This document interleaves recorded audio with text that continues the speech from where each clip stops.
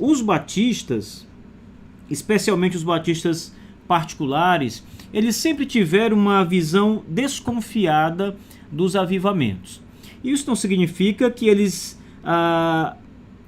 eram céticos, absolutamente céticos com relação aos avivamentos. Não é isso que nós estamos falando, né? Não é que os batistas não acreditavam na ação poderosa do Espírito Santo ali nos despertamentos espirituais, renovando o coração de crentes que estavam frios, despertando pecadores da morte, salvando pecadores, trazendo a fé e o arrependimento a pecadores, e isso acontecendo de uma forma extraordinária, avivamentos de fato. Então, quando eu falo que os batistas têm uma certa desconfiança de avivamentos, eu não estou dizendo que eles não creem em avivamento.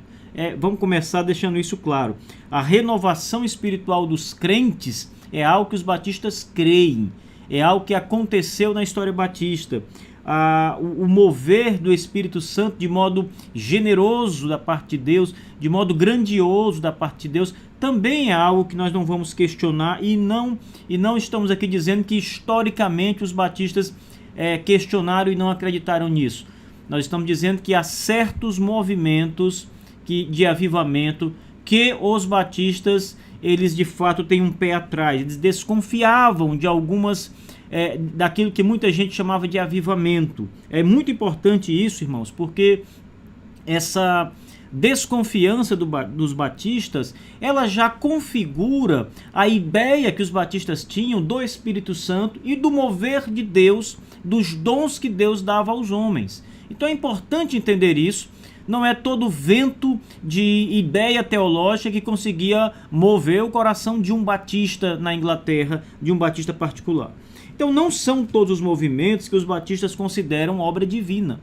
Alguns movimentos que são considerados pelas pessoas como obras poderosas de Deus, os batistas não consideram, os batistas repudiam, na verdade. Ora, observe, por exemplo, atualmente, a título de exemplo, os movimentos que foram e são encabeçados pelo evangelista Benny Hinn.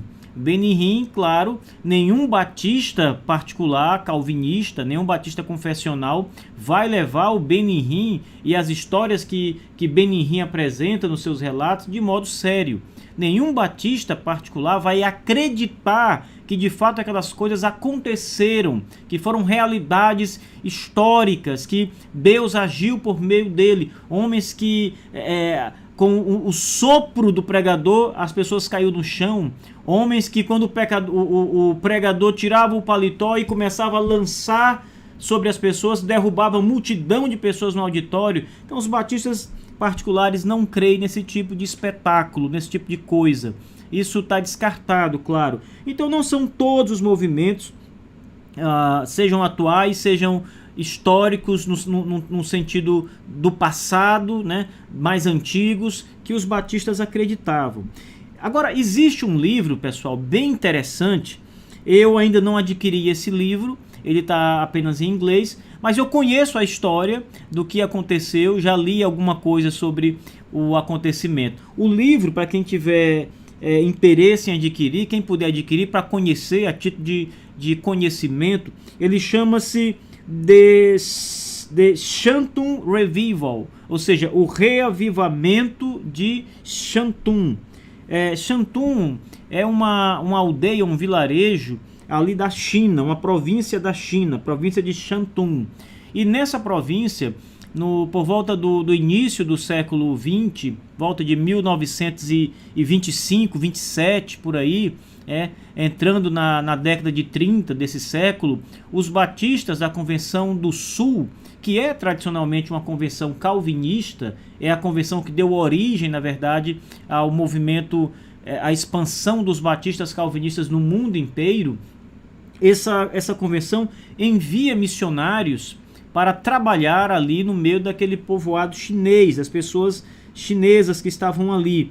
E há relatos de que Deus começa a agir de forma maravilhosa, à semelhança de grandes movimentos históricos, como o movimento wesleyano, que nós vamos já apresentar para vocês.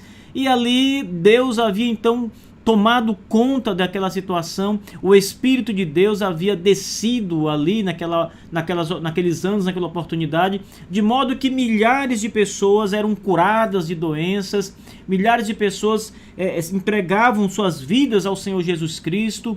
E isso está relatado nesse livro aqui, que foi escrito inclusive por uma das pessoas que estava presente naquela ocasião.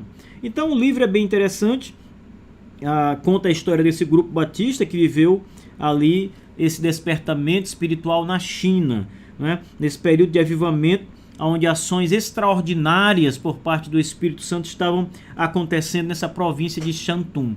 Agora, a gente tem que abrir um parêntese aqui para dar algumas explicações.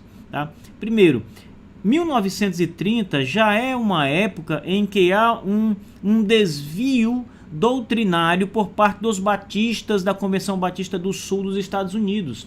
Essa convenção ela foi muito rigorosa e foi muito forte na história dos batistas ali no século XVIII, no século XIX. Na verdade, ela é criada em 1850 aproximadamente, e ela então segue uma linhagem de envio de missionários muito grande. Então, 80 anos depois, já entrando no século XX, essa convenção já estava, de certo modo, com a sua teologia deturpada.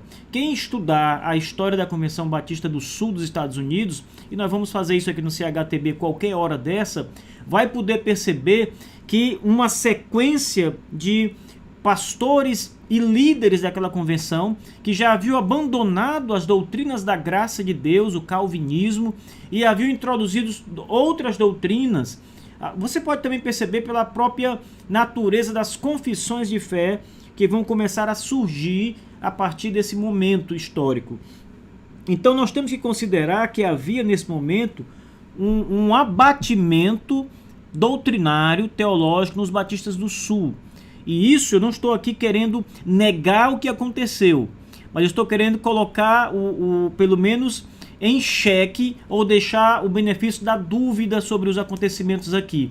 Esse livro, o The Shantung Revival, ele inclusive é muito criticado por muitos batistas. Um autor fala desse livro e diz que ele foi inclusive reeditado e as ações miraculosas do Espírito Santo nessa reedição foram todas minimizadas, não chegaram a ser retiradas, mas foram minimizadas. Então é preciso ter um pé atrás aqui e lembrar que a posição dos batistas particulares quanto a reavivamentos sempre foi uma posição de desconfiança.